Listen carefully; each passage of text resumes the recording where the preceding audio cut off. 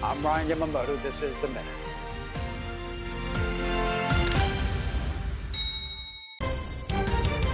You're streaming CBS News Bay Area. Well, it was a wet start to the day with some brief downpours in some spots. This is a look at the slippery roads on the Golden Gate Bridge this morning. Hands at 10 and 2 right there. But the rain will be clearing up as the day goes on today. The storm also brought heavy snow to Lake County early this morning. Look at that. This is in the city of Cobb, just a couple of miles north of Middleton. So let's bring in meteorologist Zoe Mentz for a look at the forecast. Another rainy start to our day across the Bay Area as another storm system is impacting basically the entirety of the western coast of California right now. Yes, we are dealing with quite a lot of rain today, but overall totals really not going to be anything too crazy. So don't expect flooding threats throughout this afternoon. You might be picking up a maximum amount of 1/4 of an inch, but that's really going to be it. Again, most of the rain is going to be falling early this morning, and by the afternoon hours, there might be one more push of rain, but it's not going to be a widespread constant rain. It will be a quick mover and then likely going to be clearing out by later tonight and into tomorrow. Like I said, it's going to be a lot quieter, a lot calmer. You might be seeing a little bit of fog building in overnight tonight and into early tomorrow morning. But again, tomorrow afternoon, especially the southern half of the Bay Area, it is going to be filled with plenty of sunshine. I hope you all can get out and enjoy yourself tomorrow, because that's going to be definitely the nicer day of the weekend. By the time that we step out Sunday, that's when we'll be seeing our next band of rain approaching. But this is Sunday afternoon. You'll just be seeing cloudier conditions, likely going to be staying dry until Sunday evening when that storm will officially arrive and move across the Bay Area, bringing some gustier winds once again, and going to be bringing us maybe an additional 1/2 of an inch of rain. It's not going to be anything too crazy impactful. Again, flooding threats are not going to be very high with both of these upcoming systems. So that is really great news for anyone that wants to get out and about. You should be able to later today, and you should be able to tomorrow. So anyone who has any outdoor plans, Saturday, again, the day to do so, because by later Sunday, that's when the rain will move in. Again, early Sunday, you should be good. Just a few more clouds out there. By Monday, earlier in the day, again, rain sticking around, clearing out into Tuesday. Well, today marks the start of the transformation of San Francisco's Great Highway into a coastal park. The stretch of highway is now closed from Lincoln Way down to Sloat Boulevard. Next, the city will begin to remove the concrete barriers. This comes after Prop K passed November with 54% support in a citywide vote. However, 64% of the residents in the Sunset were against it. Andrea Nakano spoke with neighbors there.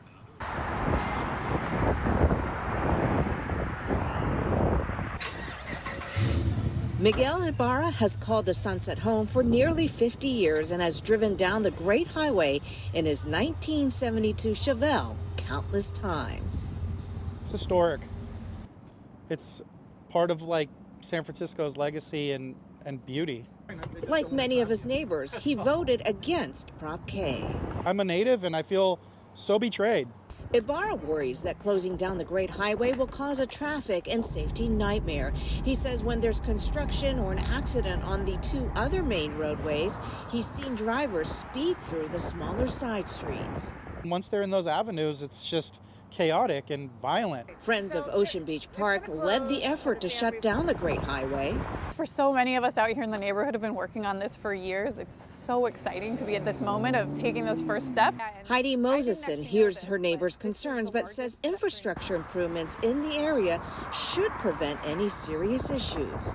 I imagine over a couple weeks it'll take time for traffic flow to reset, but looking at examples of similar projects across the country and the world, we haven't seen the Carmageddon materialize that people worry about, and we have no reason to think it'll be different here. Kevin Zell lives in the very first house on Lincoln Way where the traffic will be diverted off the Great Highway. He's concerned about the traffic, but voted no on Prop K for a different reason. I don't think the city had a plan or budget to actually implement a park in a realistic fashion. The last hope for opponents for Prop K is a legal challenge, but Friends of Ocean Beach Park expects it to be quickly dismissed. Even Ibarra has his doubts about the Great Highway staying open. I remember going to play video games at the Cliff House Arcade, and they had a game called Cruisin' USA, and one of the scenes from the video game is literally cruising this highway. This is San Francisco history being robbed. Well, if all goes to plan, the new park will open to the public on April 12th, a little less than a month from now. Well, a notorious San Francisco tow truck operator has been indicted by the Department of Justice, accused of plotting to literally burn away the competition. Our cameras were there back in August when FBI agents raided one of his businesses, Specialty Towing. According to prosecutors, Jose Vicente Badillo was the mastermind behind a scheme to torch his competitors' trucks with the goal of steering business to his companies, Specialty Towing and Auto Towing.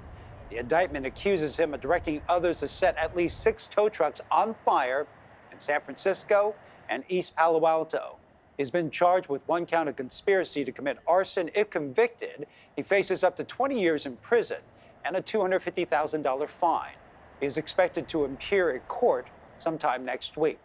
And this is separate from the FBI raid in August. In that case, he faces money laundering and insurance fraud charges. His companies have also faced sanctions from San Francisco city officials. The city attorney's office suspended Auto Towing from receiving city contracts for 5 years, saying the company engaged in predatory behavior. In Santa Clara County, VTA workers are on the picket lines again, day 5 of their strike. The Mercury News reports transit officials and the union met for a mediation yesterday for the first time since employees walked off the job, but no deal was reached. The union is asking for an 18% raise over 3 years and a better arbitration process for when employees do have complaints. VTA is offering a 9% pay raise over 3 years, saying anything more would lead to cuts in service. Transit officials say the strike is having a devastating impact on the people who rely on the trains and buses every day. Well, tragedy in the East Bay after a house fire in San Leandro. 3 people are dead, 4 people are injured. That fire broke out just before 5:30 yesterday morning on Altamont Road in the Hillcrest Knolls neighborhood. That's a few blocks east of 580. Fire officials say a total of 9 people were inside the home at the time. 2 of them got out unharmed. Kelsey Thord reports. I don't know what to say. In complete shock, to be honest. Disbelief and confusion sweeping this quiet San Leandro neighborhood Thursday as neighbors learned 3 people died in an overnight house fire. When firefighters got here, the house was fully engulfed in flames. This fire went to a second alarm. Some people were self-evacuated already when they got here. Fire officials say 2 people escaped the flames unharmed. 6 others were taken to the hospital where 2 died and 1 remains in critical condition. The final person's body was found inside the home on Thursday by a cadaver dog. We spoke with several neighbors who told us they heard 2 loud booms around the same time the fire reportedly started. Just heard the bangs in the middle of the night. The first one was louder than the second one, and it just happened right after, one after the other. Fire officials say they are aware of those reports and are investigating the cause of the flames. At this time, we don't know what was first. We don't know if the explosion happened because of the fire, or we don't know if the fire caused the explosion. And fire officials say a dog was also killed in that fire. Another dramatic scene at a U.S. airport. Fire erupted under an American Airlines plane full of passengers and crew after an emergency landing at Denver International last night. The FAA says the flight to Dallas was diverted when pilots reported engine problems. The Boeing 737 touched down safely, then an engine caught fire while the plane was taxiing. The flames sent passengers rushing out onto the wing to escape. I look out the window and there's flames. The gentleman right next to me was a fireman, so he was trying to calm everybody down.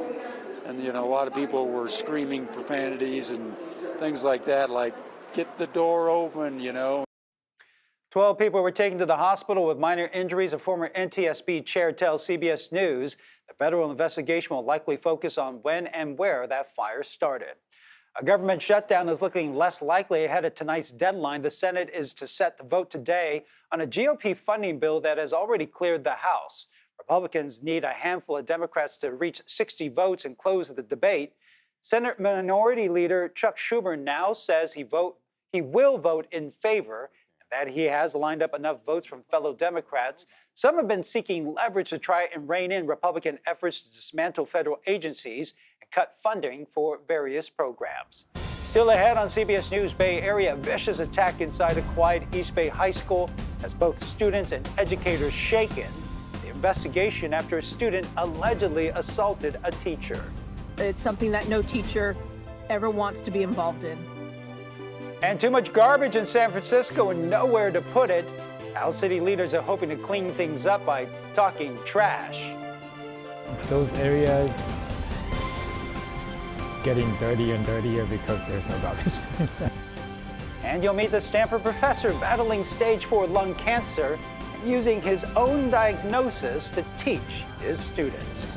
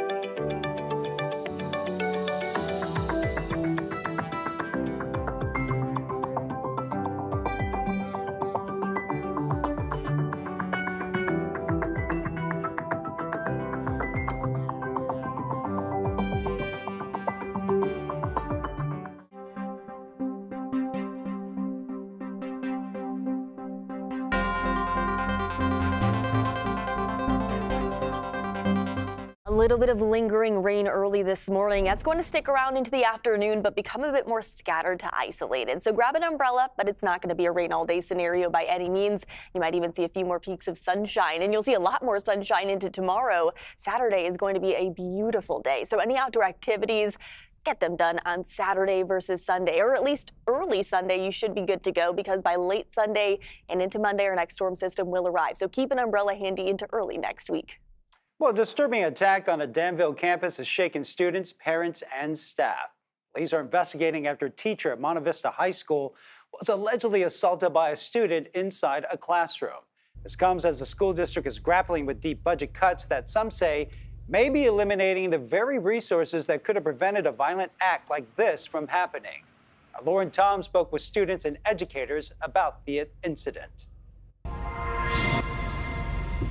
An assault on a math teacher at Monte Vista High School in Danville is sparking serious concerns among students and teachers alike. The attack happened Monday during lunchtime when a student allegedly confronted a teacher and attacked her with a tripod. The teacher was rushed to the hospital, the student taken into custody and booked into juvenile hall. The incident has educators like Laura Finko thinking about school safety and a mental health crisis among today's students. It is probably one of our worst nightmares. You know, as educators, we often find ourselves on the front line and sometimes having to be shields for our students. But when we have to protect ourselves from our students, that is just, that's a pit in the stomach scenario. It's something that no teacher ever wants to be involved in. Audrey and Grace are sophomores at the high school. Grace says the teacher assaulted was her own math teacher. She's had a substitute since the incident. I feel really bad for the teachers, especially because I know that a lot of the staff also feel scared now and victimized. Because I feel like Monte Vista is more like of a school that has like more privileged kids, so I thought it was kind of weird. They say they're not concerned about their own safety on campus. The school has security in place, but there's growing unease about a similar attack. I don't feel like I'm in any imminent danger, but I do feel like there's nothing stopping this from happening again. The incident comes as the San Ramon Valley Unified School District faces a $25 million budget deficit, forcing steep cuts to critical student support services. Some of the cuts approved include reducing the number of counselors in middle and high schools from 7 to just 3, and eliminating a full-time social worker position. It has Laura worried about the silent impact to students. When you're looking at eliminating 60% of your social workers, these are eliminating mental health programs for our kids. And when you put that on the table up against something like what happened, it's just mind-blowing. You cannot connect the dots on how any of this could be a reality. She says the cuts are putting students and staff at risk at a time when students are still struggling with the lasting effects of the pandemic. Something like this is not expected, but then on the other hand, it's also not unexpected. We've got a lot of stresses that our children are under. Well, in a letter to district families, the superintendent did acknowledge the incident, explained the student involved was removed from campus. They said they are cooperating with Danville police to ensure appropriate consequences for the student. Well, San Jose police arrested 2 suspects connected to an armed robbery and kidnapping at a massage parlor. It happened on Story Road back in January. Police say one of the suspects entered as a customer, paid for a massage, and after he was done, a second man came in with a gun and forced the employees into different rooms while they robbed the place. Officers say they found and arrested one of the men Tuesday in Fresno, along with a third suspect they think was the getaway driver. They also recovered some of the stolen belongings and cash. Police say the suspects are also connected to another armed robbery at a massage parlor in Milpitas last weekend. In that case, the employees and customers were held at gunpoint and the thieves got away with cash, jewelry, and purses. Police say they're still looking for another suspect. The Santa Clara County Sheriff's Office says they arrested 3 serial shoppers known as the TJ Maxx Trio. Officers say they were caught in the act at the TJ Maxx on Hillsdale Avenue. The county's retail task force arrested the suspects. They found nearly $7,000 worth of stolen clothes from TJ Maxx and Marshalls. And keeping the streets clean of San Francisco trash-free is one of the city's biggest challenges. And some people say part of that may come down to simply having more places to put their trash. Kara St. Cyr tells us one city supervisor is so concerned about the lack of garbage cans, he brought the community together to talk, well, some trash.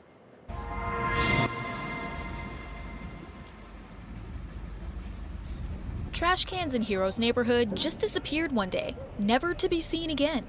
Those areas getting dirtier and dirtier because there's no garbage bin, I think. Hero says at least 2 trash cans were removed at the corner of Geary and Jones Street in 2020. Adding salt to that wound, he feels like trash pickup isn't nearly as frequent as it should be. During the lockdown, I think a lot of garbage bins kind of disappeared. And nobody noticed because we weren't outside, I guess. Turns out, Heroes pain is actually a citywide dilemma. You walk from California down to Post Street on Taylor, not a single garbage can. People have garbage, they throw it. We clean up and somebody's dropping stuff. I know from cleaning up that neighbors are looking for trash cans. Supervisor Danny Sauter, whose district includes North Beach and Lower Nob Hill, says trash in the city is reaching unbearable levels. He led a hearing to figure out the role trash cans, or the lack thereof, play into the mess. We have about 3,000 trash cans in San Francisco, and I think we need more, and I think most of the neighbors throughout San Francisco feel the same way. 1,500 trash cans were removed from several neighborhoods in 2007 at the request of then Mayor Gavin Newsom. The thinking was that the bins were magnets for excessive waste. But 15 years later, Sauter thinks that idea could use some tweaking. We're asking to re-examine that and to see in some neighborhoods to actually put out more trash cans. I think that's part of the answer. But Vince Ewan isn't sure this approach fixes the problem. Yeah, most of the trash on the street isn't because someone couldn't find a trash can and they decided to litter it. It's just because things get escaped. We're in the second densest city in the United States after New York. We're one of the top 10 windiest major cities. That combination is probably the major reason why we have so much litter on the streets. Ewan is part of Refuse, an organization dedicated to cleaning the city streets. He says the real solution is somewhere between trash cans and community. The only thing that I've really seen work to really move the needle to where you're like, this neighborhood used to be dirty, to wow, what happened, it's clean, is neighborhood cleanups, which is volunteers coming out to clean it up. I ask everyone to at least try it. Well, Supervisor Sauter says he will look into several solutions, including redesigning public bins already in use, pinpointing the locations that suffer the most from trash overflow, and examining city schedules for pickup. Still ahead, a Stanford professor sharing his brave battle with cancer, all in hopes of inspiring his students while he sees his diagnosis as an opportunity. So I really wanted to share that personal experience of what it's like to be to suffer from side effects from chemotherapy.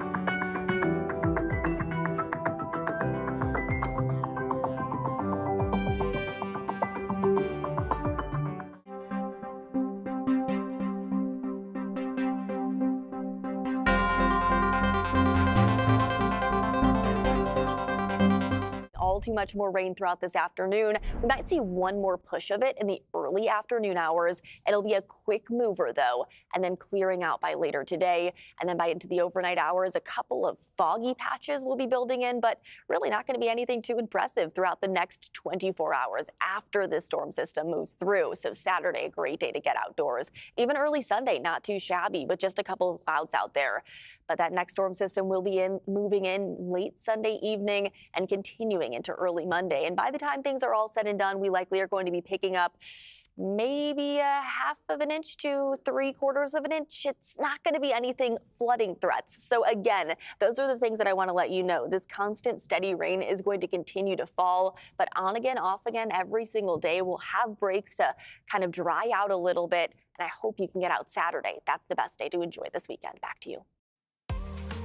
Well, a professor from Stanford showing some incredible courage in the face of a terminal cancer diagnosis. Our Elizabeth Cook spoke to Dr. Lin about how he's hoping to use his battle to inspire a new generation of doctors and professors. This week, leading experts are meeting at Stanford University to talk about the rising rates of lung cancer in people who have never smoked. The man leading this first-of-its-kind summit is Dr. Bryant Lin. Dr. Lin has dedicated the past 6 years of his life to raising money and awareness to rising rates of this disease in Asians. Now, he himself is part of this troubling statistic. But his diagnosis has not stopped his mission, and now he is paying it forward. I was getting a little anxious before chemotherapy. I'm still getting chemotherapy every 3 weeks. Dr. Bryant Lin has been a physician and a professor at Stanford University for almost 2 decades. But this time, he's not only the teacher, he's also the subject. In late spring of 2024, Dr. Lin was battling a bad cough for months. A CT scan revealed it was non-small cell adenocarcinoma, never smoker lung cancer, and it had spread. And I ended up having stage 4, which is the most advanced stage of lung cancer, which is not considered curable at all. The news was a dose of cruel irony. Dr. Lin co-founded the Center for Asian Health Research and Education. One of our priority areas is lung cancer in people who have never smoked, because it disproportionately affects Asians, and particularly Asian women. You know, I've become the poster child for this disease. Within weeks, Dr. Lin was in a chemotherapy infusion chair, receiving the same treatment he counseled his patients and students on for years. It was here that he saw an opportunity. How can I make lemonade from lemons, right? And I thought, geez, you know, when I was a student, if I had heard a class that was taught by somebody who's both a physician and a patient, it would just so much change my perspective. The class is called From Diagnosis to Dialogue, a doctor's real-time battle with cancer. Within minutes, the class and the wait list was full. Yeah, it was really surprising. Our first session, we kind of violated probably some fire codes by having too many students show up. They were sitting on the floor. How do you deal with a lot of the ethical considerations? Isabella Hefferman was one of the lucky ones to get a seat. What really stood out to me was from the first class, he very openly, very upfront said that this is a terminal diagnosis. And so I was just really in awe in how well he's able to discuss this, and just the bravery, but also the emotions he brings in. The 10-week course covers the entire spectrum of cancer, as seen through the eyes of someone who is living it. And some patients don't want to engage. They don't necessarily want to know all these details. So I really wanted to share that personal experience of what it's like to be, to suffer from side effects from chemotherapy, to talk about nutrition with my wife. What do I eat? To talk about, spiritual care. Each week, a new topic and guest lecturer, like Dr. Heather Wakely. Dr. Lin's oncologist and a leading voice in the research of lung cancer in never smokers. In medical school, we learn a lot about the pathophysiology, the disease itself, all of the details, the cells, the molecules, it's all down deep. And we also learn about interactions with people. But sometimes the whole connecting the two can be a little bit harder to see. And his wife, Christine, who has her own experience when it comes to living and loving someone with an incurable disease. What's happening today is something that you have control. and don't read too much, actually, believe it or not, about like statistics or outcome of what happened to other people. We were able to get a bigger room on some days like this. Dr. Lin plans to teach his class for as long as he can. The syllabus, like his cancer journey, may change, but his mission remains the same. Heart disease and cancer are the leading causes of death in the United States. So this is going to impact somebody you know closely, maybe yourself. So I want them at an early age, when they're young and healthy, they're seemingly invincible, to really get a sense of what people go through as they deal with a very serious illness. Lessons like these only come around once in a lifetime. Lung cancer rates among Asians who never smoked is on the rise, especially for women.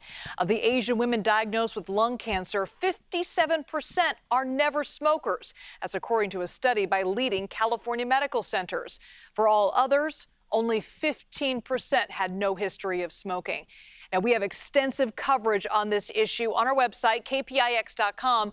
We also have a link to the YouTube page where you can find all of Dr. Lin's classes. Well, coming up in our next half hour on CBS News Bay Area, neighborhood staples struggling to survive in San Francisco. Why the longtime restaurant is on the brink of closure. One by one, merchants have been closing, been getting hurt. That affected us quite a bit, but then not as much as this rent increase. Plus, Monster Jam kicks off this weekend at the Oakland Arena. We're going to take you there today for a sneak preview and introduce you to Sparkle Smash. And don't forget, March Madness tips off this Sunday when the field of 68 teams is announced right here on CBS News Bay Area. Tune in at 4 o'clock for a special Sunday edition of Game Day with Vern Glenn and Matt Lively, plus several guest pickers as we unveil our brand new Bracket Mountain, and you can compete against us throughout the tournament. Just scan the QR code right there on your screen or go to kpix.com/bracketchallenge to register your entry now. Then submit your picks before the first round begins next Thursday.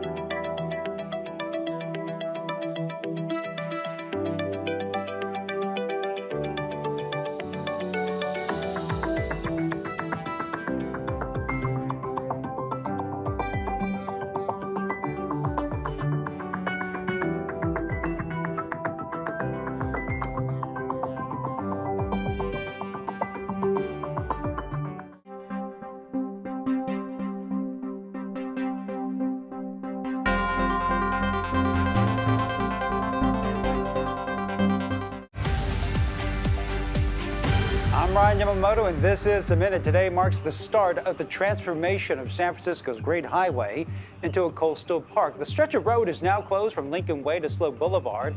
Prop K passed with 54% support. Opponents of the move have filed lawsuits to attempt to reverse that decision. Congress has until tonight to pass a bill to stop a government shutdown. The Senate is to vote today on a GOP funding bill that has already cleared the House.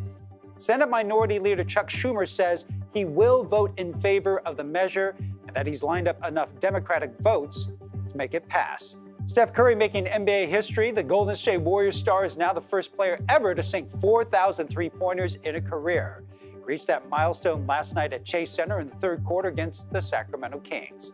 Bay Area's only primetime newscast at 8 and 9 p.m. on Pix Plus 44 Cable 12.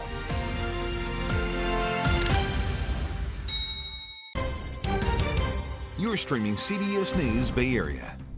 Another rainy start to our day across the Bay Area as another storm system is impacting basically the entirety of the western coast of California right now. Yes, we are dealing with quite a lot of rain today, but overall totals really not going to be anything too crazy. So don't expect flooding threats throughout this afternoon. You might be picking up a maximum amount of a quarter of an inch, but that's really going to be it. Again, most of the rain is going to be falling early this morning, and by the afternoon hours, there might be one more push of rain, but it's not going to be a widespread constant rain. It will be a quick mover and then likely going to be clearing out by later tonight and into tomorrow. Like I said, it's going to be a lot quieter, a lot calmer. You might be seeing a little bit of fog building in overnight tonight and into early tomorrow morning. But again, tomorrow afternoon, especially the southern half of the Bay Area, it is going to be filled with plenty of sunshine. I hope you all can get out and enjoy yourself tomorrow, because that's going to be definitely the nicer day of the weekend. By the time that we step out Sunday, that's when we'll be seeing our next band of rain approaching. But this is Sunday afternoon.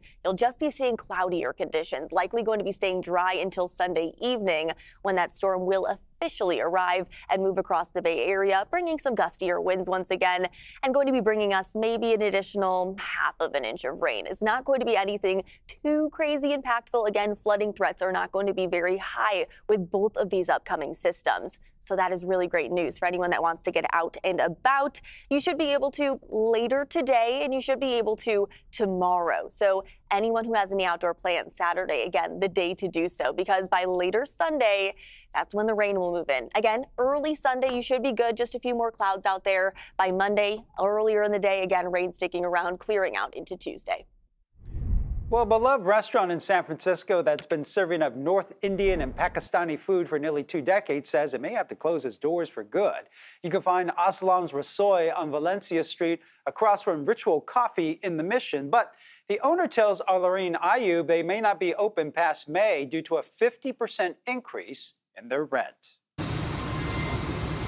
It's a space where spice is never lacking and where flavor is always steaming. Aslam's Rasoy has been serving the Mission District for nearly 2 decades. And co-owner Sonia says their distinct flavor attracts diverse diners from the Bay and beyond. Our food is North Indian, and then chef and owner is Pakistani, so he has a little different touch to every dish. His food has been very popular in San Francisco. From tandoori chicken to countless curry selections, Sonia says the once bustling restaurant is now facing a critical financial crisis, with rent prices increasing and foot traffic in the area severely declining due to nearby construction. They started doing all these renovations on Valencia Street, and one by one merchants have been closing, been getting hurt. That affected us quite a bit. But then not as much as this rent increase that we're going to be getting in May, which is what made us decide that it might be time for us to close. It's a painful decision for the long-running family business. As one of the first South Asian restaurants to open in the neighborhood, Sonia says they desire to continue providing fresh quality, but it will take a miracle uptick in business and reasonable rent prices to stay afloat. Over here, everybody says it kind of feels like a second home. We're all family here, so everybody that comes in kind of feels like they're part of the family. And it is that very family loyalty that the restaurant will need to continue to stay planted in the Mission. Aslam Rasoy has been in business since April of 2006. Well, a new store highlighting locally inspired clothes, food, and knickknacks from the East Bay is now open at the Oakland Airport. The East Bay Trails store in Terminal 2 is part of the airport's Shop the Town initiative. They're planning to open 16 new retail spots. And Monster Jam happens this weekend at the Oakland Arena, and organizers say this year fans will get a chance to meet the competitors, see the monster trucks up close. Ooh, our Veronica Macia's got a preview today.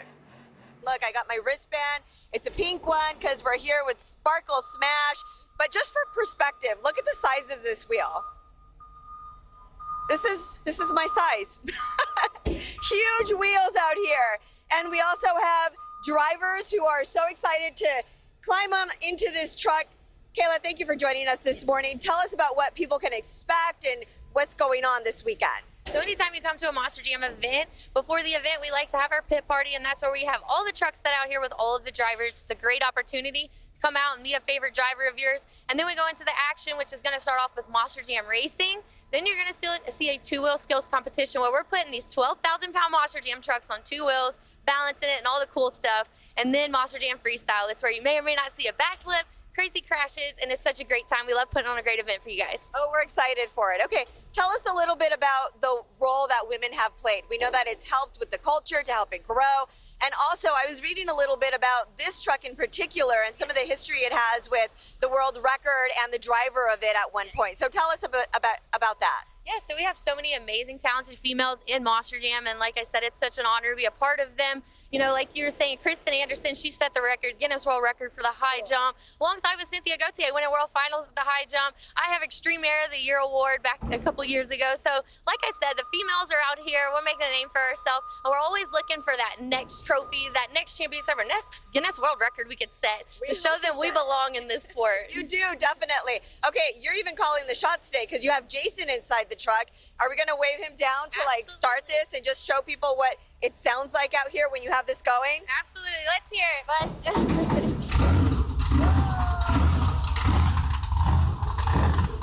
It is a loud one. We definitely need to have some earmuffs. And we know that these drivers out here, I was asking them, like, at some point, you're worried about your hearing, right? But you're in there and it's such a tight squeeze, and you actually have like foam against your ears, so they're not worried about that. We're gonna tell them to turn it off. I feel like I can't even hear myself think when that thing is on. Super loud. I was saying when you're in there, you don't have earmuffs on or anything in your ears, right? So we wear a helmet inside of our Monster Jam trucks, which actually has my radio in it, so I can communicate with my crew chief. So it is a little muffled for me in there. I figured. You guys in the stands. So we're gonna be cheering for you. Thank you, Kayla. We appreciate it. Well, the South Bay's most popular film festival is underway. The annual CineQuest showcases independent films at theaters in San Jose. This morning, we spoke to one of those filmmakers whose documentary called The Dreamers and I premieres this weekend at the festival. These are very intelligent, ordinary people who are from other countries coming to America, and it's a revitalization of the American dream on the ground level. These are ordinary folks who don't have a place to work in their mom's garage in Silicon Valley. So they come from all parts of the world.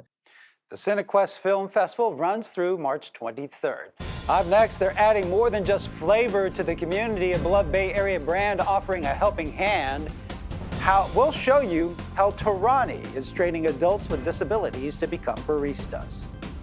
I want to get a job. I want to be employed.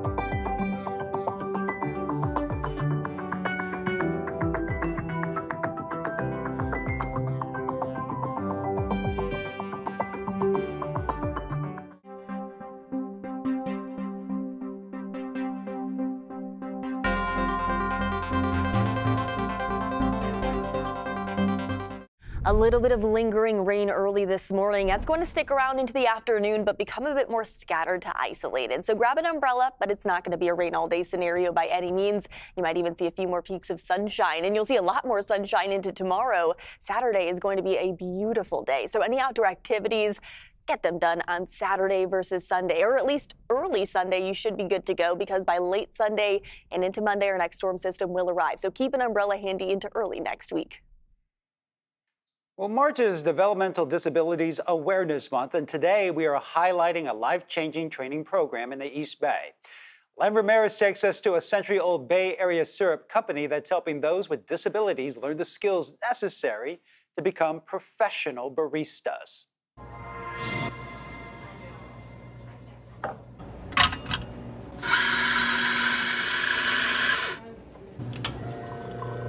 Tyler is learning the fine art of fancy coffee making step by step. The challenging part will have to be the milk steamer. So I'm gonna say that, and I kind of like the refreshers. Working on the refreshers, that's my go-to, as they say. Tyler is part of a group of developmentally disabled adults, including Anne and Audrey, who are being trained to be professional baristas. The training is part of an internship program that will later place them in independent cafes in the East Bay. It's co-sponsored by the nonprofit East Bay Innovations and hosted by Tarani at their San Leandro Flavor Factory. Order up. We feel a responsibility to be engaged in our communities, to create pathways for opportunity. Much as we do internally for our own team members, we want to be able to participate externally. Lisa Lucetta, the granddaughter of Tarani's founders, says the program fits in with company tradition and is a big part of its centennial celebration this year.